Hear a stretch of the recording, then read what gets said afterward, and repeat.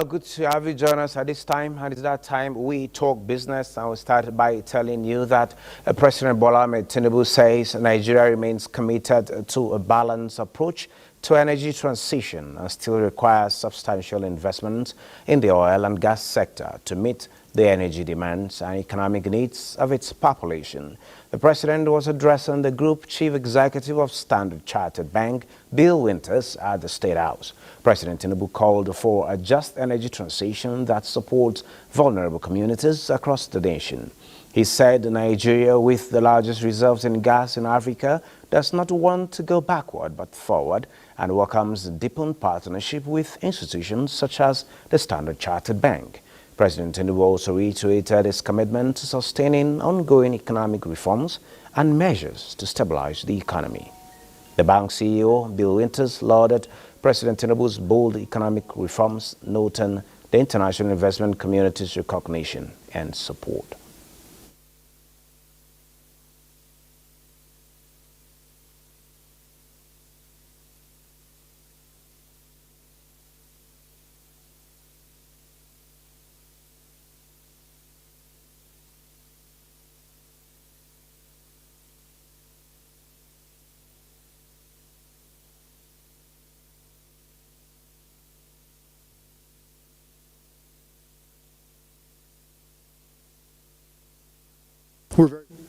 So the Standard Chartered made a commitment a couple of years back to deliver $300 billion of transition financing.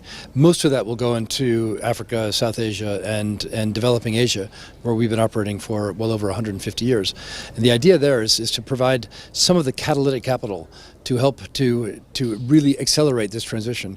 We recognize that the transition has to be a just transition, so that the people of Nigeria must continue to have the opportunity to develop. And that means an element of reliance on fossil fuels while at the same time investing in the transition. So these are some of the ideas and some of the concepts that we discussed with the President and with his climate advisors and Finance Minister and others. These are the opportunities of our time. We think that Nigeria is striking an appropriate balance. The Nigeria Export Processing Zones Authority, that is NEPZA, says the free trade zones only generated 11.1 billion naira between 2020 and 2023, as against the earlier 11.11 trillion erroneously captured in the authority's submission to the Senate Committee on Trade and Investment. Dr. Olufemi Ogunyemi, Managing Director of the authority, described the initial quoted figure as a regrettable typographical mishap. According to him, the total remittances from the scheme in 2022 stood at 3.44 billion, while an impressive 4.170 billion came through the 2023.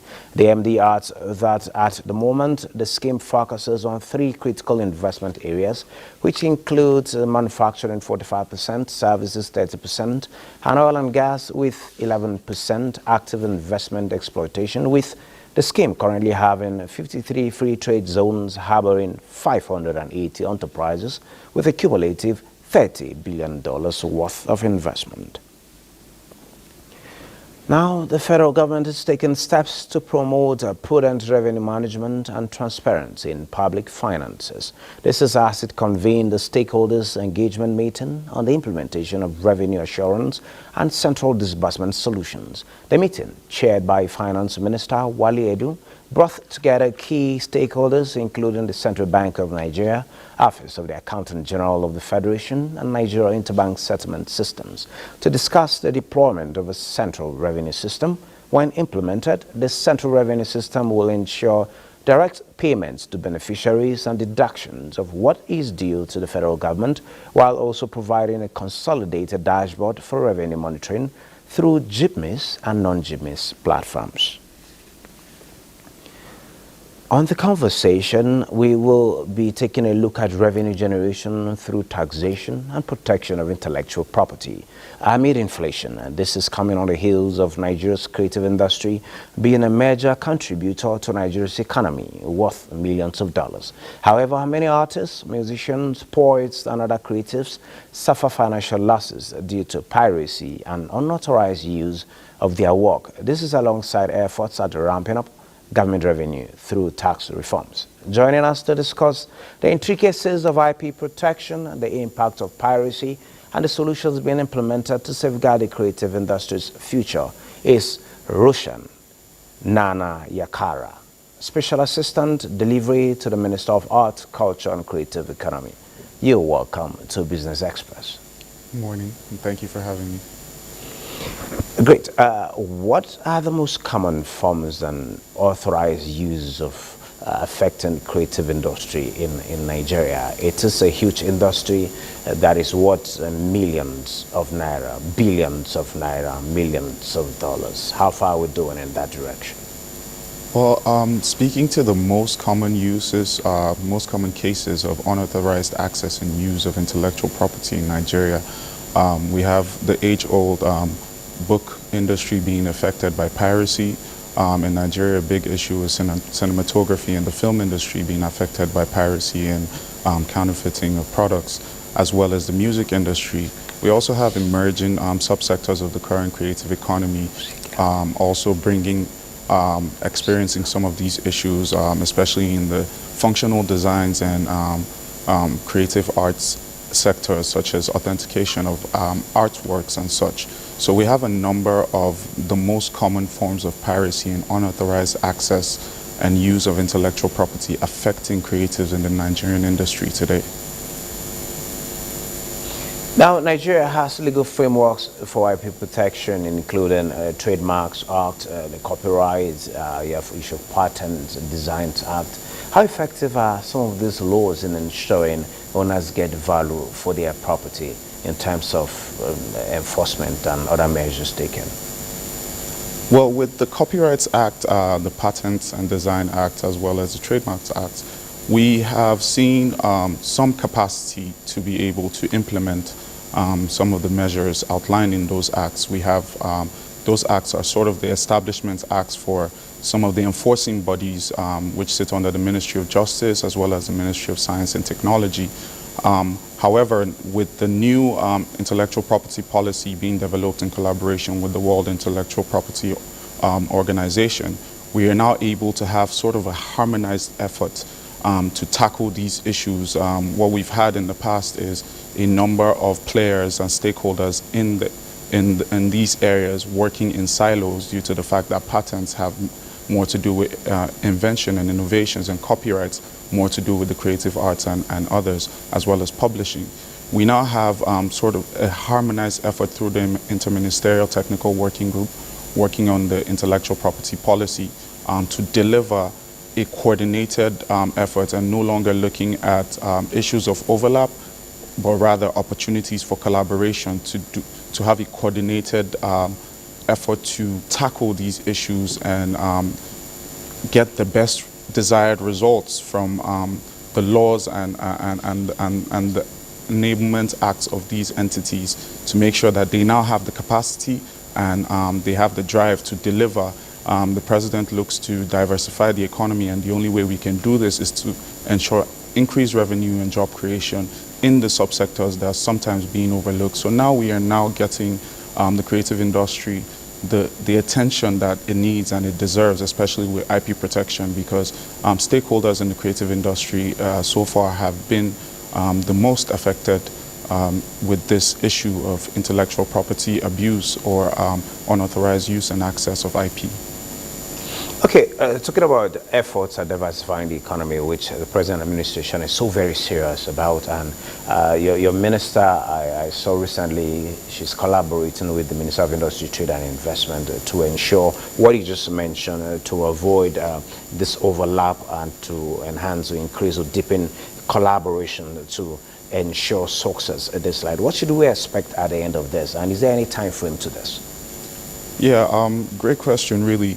So like I said, for once, for the first time in a long time, we now have a coordinated effort. We have an interministerial technical working group chaired by the Ministry of Trade and Investment, as well as ourselves. We have the Ministry of Justice, who are responsible for the enforcement officers, who are also participating in these deliberations, as well as the Ministry of Science and Technology, the Ministry of Communications and Digital Economy, and the Ministry of Information.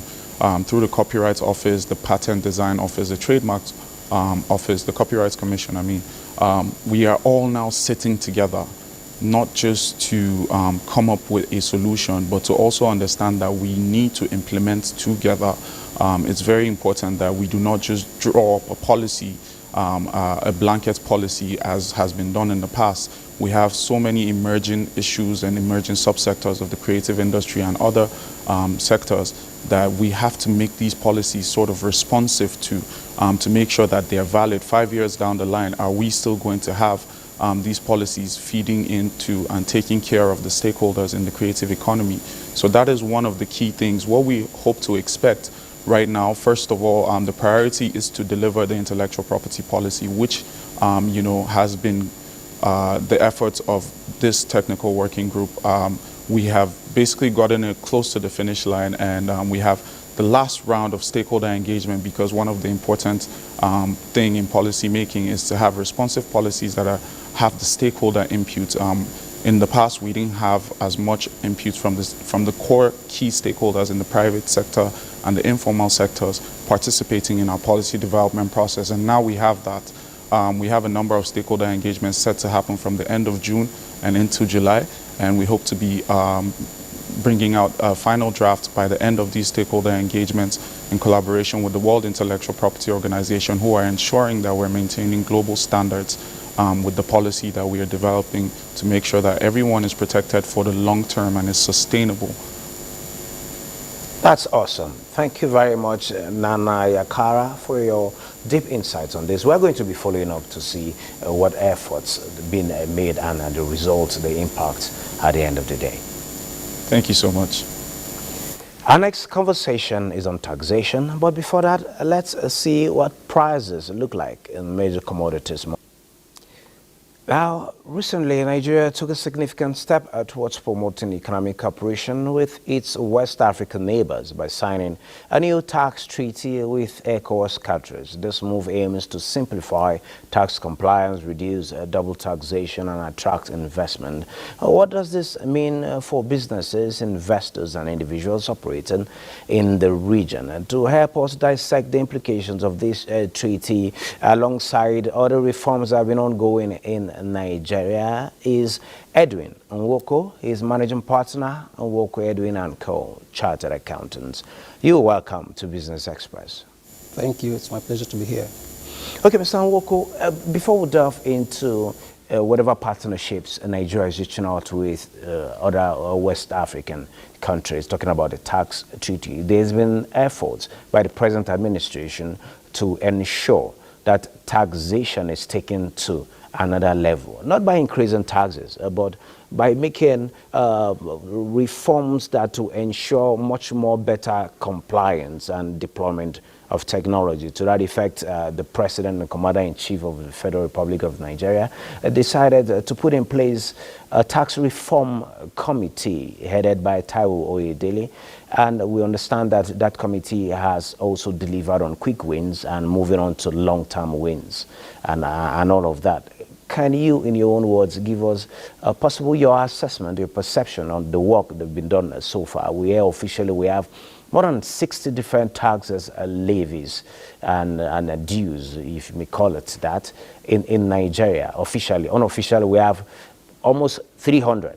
And the present administration is saying, is it possible for us to have all these taxes, not up to 10, single digit, and still raking a lot of revenues? Tell us about that. You see, the issue here is that over the years, Nigeria has been grappled with a lot of tax problems. A situation where the taxpayers had to pay over 60 types of taxes, and that has been seen as stippling to businesses in Nigeria. So when this administration, the current administration came in, the president deemed it necessary to look into it in order to make life better for the business community in Nigeria, investors, local and foreign investors. So the committee was inaugurated, the Presidential Committee on Fiscal Policy and Tax Reforms, headed by, rightly said, Taiwo Oyedele. So what the committee has done is to have a look at these different taxes, and rightly so, because it's been seen that The challenge here is that you have non-state actors who exploit business owners in Nigeria in getting money that is not even going to the government. So what the committee has done is to streamline these taxes. The recommendations, about 20 recommendations have been made actually to the president, waiting for approval. We understand that there are quick wins, as the committee put it, and these are to ensure that businesses are able to operate efficiently while also making sure that government gets its fair share of taxes due to it. As it is right now, the effort is to make sure that taxes don't go more than 9, at least we have 9. It's been established that about 10 tax types in Nigeria contribute over 99% to what goes into the federation account. So as it is today, the government is ensuring that businesses are made to just pay within 9 types of tax, not more than 9 types of taxes. The committee has been able to make its report to harmonize these taxes. What actually led to this also is the incidence of multiple taxation, at both the federal, state, and local government tax jurisdictions, where people have to begin to pay all manner of taxes. So the committee has been able to harmonize this, and a recommendation has been made. A lot of incentives have also been made. Their contribution towards incentives, such that taxpayers will be encouraged to pay their taxes without being pressed to do so. Okay, Mr. Oko, sorry to hold your thoughts at this point. You talked about what led to these reforms that we're having now, talking about multiple taxations from the federal government to the state and to the local government, thereby stifling the growth of businesses. We've had the tax identification number, which to a large extent every person, whether you're a worker, you're into business, supposed to have such a number. Couldn't that initiative been able to tame multiple taxation at that level? And if it couldn't, as it is clearly spelled out, now going forward with all these reforms and the deployment of technology, how can all of these efforts at present go to rake in more revenue for government at this time? Yeah, don't forget that tax identification number introduced all taxpayers are supposed to have that. But you also don't forget that there are people in local areas who have not been reached, So there are those who are outside the tax bracket. And that is why the government, one of the things that the committee has also done is to begin to think about digitizing the system, so that it has been ongoing already, but effort is being made to improve on this, so that those who are outside the tax bracket can be brought in. Now, with the digitization of our tax system, in fact, this tax identification number may have to be done away with, such that once the system is digitized, wherever you are, as it happens in other clients, once you are you effect transactions and you earn income, the system automatically takes care of the tax system in terms of the assessment, collection, and monitoring of what happens within the tax system. So tax identification on its own is good, but we are looking at, the government is currently looking at going beyond that to digitize it, so that wherever people are, with technology that is being deployed, and that happens everywhere. Go to South Africa, go to United Kingdom, and all that. You see that people don't have to bother about going to tax offices to do something, because the system makes sure that wherever, once transactions takes place, these things are automatically taken from them and then accounted for to the government.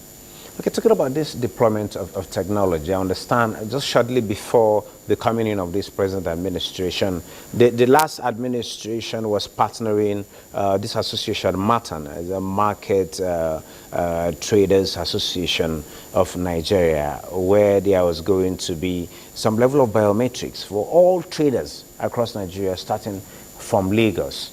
I don't know whether you know about that partnership and how far that is going, and how can that actually help expand the tax net to capture those who are outside the net at present?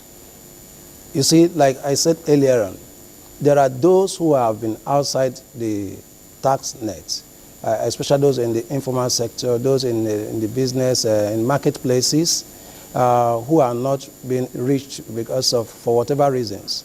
So this partnership is about being able to reach out to them in the marketplaces, making sure that's why they have set up committees and to be headed by a different set of people who will make sure that these traders, those in the informal sector, are able to now key into the tax reform by the government.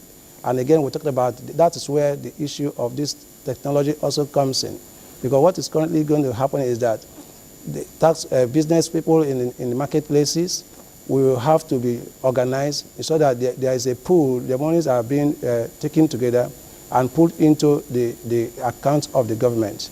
So the committee has been working, and that partnership, I can tell you, is effective, and within a very short space of time, we're going to see the dividends. Thank you so very much, Mr. Edwin Nwoko, for sharing your thoughts on the way to go on taxation in Nigeria. Thank you. Meanwhile, Asian shares were mostly higher on Tuesday after recent losses. Maria Zakaria is standing by. Maria, how's the market looking like beyond European stocks? The markets are mixed today, Ben. We have the European stocks opening lower this Tuesday following soaring U.S. market sentiment at the start of the week. DAX traded in the red at 1.16%. We have FTSE higher at 0.40%. We have CAG also up by 0.70%. We have Asian markets showing Japan's topics reaching its highest level in 3 weeks. South Korea's small cap Kosdaq snapped a 3-day losing streak. Mainland China's CSI 300 dropped 0.54% to 3,457, a 4-month low. The Nikkei jumped 0.95%. We have the Shanghai Composite at going down 1.17%. We have Hang Seng Index marginal. We have the U.S. stock futures rising after a sell-off in favored technology names, bringing the Nasdaq Composite to its worst day since April. Figures from the Dow Jones are higher by 0.30%. S&P 500 also up 0.10%. We have the Nasdaq Composite down 0.07%. Africa's stocks traded in the red. We have the South African JSE Top 40 at 1.18%. We have Tunisia's Sin Index down by 0.0706%. Namibia was up 0.16%. Ghana remained marginal. That's the summary of the global market. It's you, Benny. This is where we end this edition of Business Express. We do value your feedback, so keep the comments, observations, and suggestions coming. Be informed that our previous episodes are available on YouTube and all other NTA social media platforms. Business Express returns tomorrow at 3 p.m. Do keep a date with us as you keep thinking and doing business.